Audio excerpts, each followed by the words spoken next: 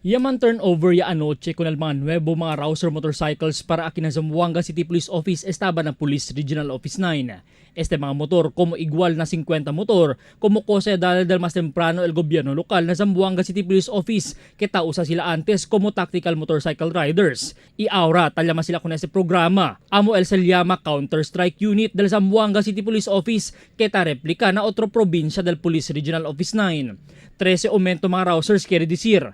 Total de 63 mga Rouser motorcycles el tiene ahora el PNP na Zamboanga. Hindi pa incluido el otro mga units que mas temprano. Ya dale el National Headquarters na kada opisina del Police na Zamboanga City. Anoche, sileman testing con este mga motor manrunsyada nasyonal de Zamboanga en conexión con el Dila Show of Force para el venedero celebración del Hermosa Festival.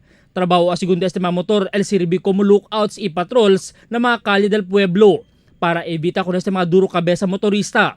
Mas temprano el gobierno lokal ya hace pasa un resolusyon para deklara no parking el cuantos mga kalye ng pueblo para na mga motor y mga four wheels para evita también el mga prank bomb threats adentro mismo del kalye del pueblo donde tiene actividades el ciudad este Hermosa Festival. Albert Luna, Dateline Zamboanga.